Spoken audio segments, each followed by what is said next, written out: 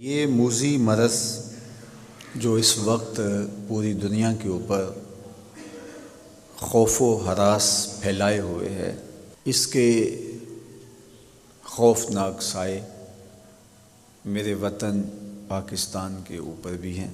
جب انسان اس طرح کے حالات سے دوچار ہوتا ہے تو پھر ہمارا دین اسے احتیاطی تدابیر اختیار کرنے کی تلقین کرتا ہے کہ وہ احتیاطی تدابیر کے ذریعے اپنے معاملے کو صاف کریں، اچھا کریں، ستھرا کریں۔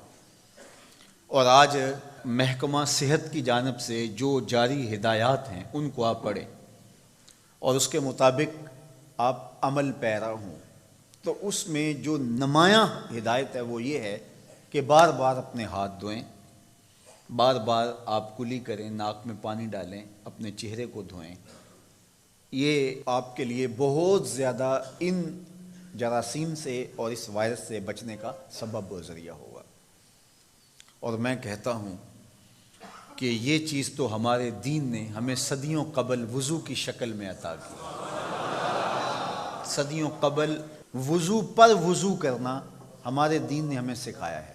نماز کے لیے وضو شرط ہے، اور وہ ایک وضو بھی اگر آپ کا 5 نمازوں کے لیے کفایت کرتا ہے تو ٹھیک ہے، لیکن اگر تم ہر نماز کے ساتھ نئے سرے سے وضو کرو، وضو کے باوجود وضو کرو، تو یہ وائرس سے نجات کا ایک ایسا نسخہ ہے جو صدیاں قبل آمنہ کے لال نے ہمیں عطا کیا۔ تو یہ ہمارا دین ہمیں سکھاتا ہے۔ میں کہتا ہوں کہ سائنس آج بھی سوالی بن کے محمد کی چوکھٹ پہ کھڑی ہے، حضور کی دہلیز پہ کھڑی ہے۔ دوسری بات، جب وبائیں پھیلتی ہیں، بیماریاں پھیلتی ہیں تو انسان متاثر ہوتے ہیں، تو اس عقیدے پر کبھی بھی ضعف نہ آنے پائے کہ کل من عند اللہ، جو کچھ ہوتا ہے وہ اللہ کی طرف سے ہوتا ہے۔ اللہ کے اذن کے بغیر ایک پتا بھی جنبش نہیں کرتا۔ ہمیں اگر کوئی بیماری لاحق بھی ہو جائے تو وہ اللہ کے اذن کے بغیر نہیں ہوتی، اور اس بیماری سے موت کا وقوع پذیر ہونا اللہ کے اذن اور اس کی اجازت کے بغیر نہیں ہوتا۔ اور وہ اگر چاہے تو ہماری حفاظت فرمائے، اور اگر وہ چاہے تو اس بیماری سے آغوش موت میں ہم اتر جائیں۔ تو یہ عقیدہ ہمارے ساتھ ہر وقت جڑا رہنا چاہیے کہ ہمارے سارے معاملے اللہ کے دستے قدرت میں ہیں، لیکن یہ دنیا اسباب کی ہے، اس لیے حفاظتی تدابیر اختیار کرنے کی تلقین کی گئی۔ کوڑ کے مریض سے ایک نیزہ دور رہنے کی تلقین فرمائی گئی، اور اسی طرح جہاں طاعون آئے اس جگہ سے نکلنے سے روکا گیا، اور جو اس جگہ نہیں ہیں ان کو اس بیماری والی جگہ پر جانے سے منع کیا گیا۔ اور آج دنیا وہی کر رہی ہے جو میرے حضور نے بتایا تھا۔ شہر لاک ڈاؤن ہو رہے ہیں، ملک لاک ڈاؤن ہو رہے ہیں، تو یہ حضور نے بتایا تھا کہ اس سے بیماری کا پھیلاؤ رک جاتا ہے۔ تیسری بات کہ جب وبائیں اور بیماریاں آئیں تو حفاظتی تدابیر بھی اختیار کریں، اور اس کے ساتھ ساتھ اللہ کے حضور دعائیں کریں۔ مختلف بیماریوں کی معصور دعائیں احادیث میں موجود ہیں جو آج سوشل میڈیا کے ذریعے آپ تک پہنچ رہی ہیں۔ حضرت امام شافعی علیہ رحمہ اپنی ساری زندگی کا خلاصہ اور نچوڑ بیان کرتے ہیں۔ ما رأیت انفع للوباء من التسبیح، فرماتے ہیں کہ جب وبائیں پھیل جائیں تو اللہ کی تسبیح سے بہتر اس کا علاج کوئی آج تک میں نے دیکھا ہی نہیں۔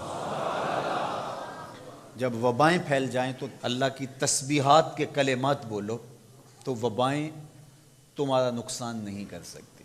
اور حضرت سیدنا عمر رضی اللہ تعالی عنہ فرماتے ہیں کہ لو نزلت صاعقۃ من السماء ما اصابت مستغفرا، آسمان سے بجلیاں بھی گرنے لگیں تو جو استغفار پڑتا ہے اس کو کوئی غضن نہیں پہنچے گا، اس کو کوئی نقصان نہیں پہنچے گا۔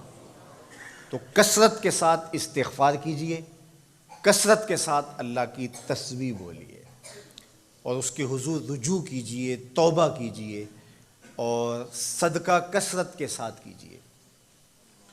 اور اللہ کے پاکیزہ گھروں میں آ کر کے آپ اس کے حضور دعائیں، التجائیں اور تمنائیں کیجیے۔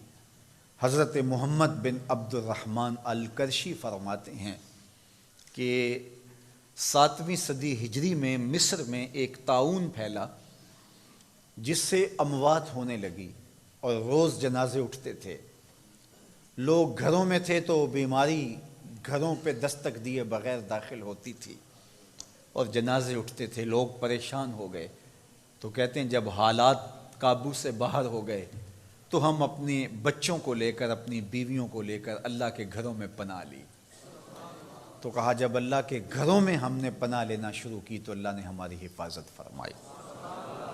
تو مسجدیں اللہ جل شانہ کے پاکیزہ گھر ہیں، اور مسجدوں کے اندر اس کے حضور آ کے رجوع کریں، گڑ گڑائیں، معافی مانگیں۔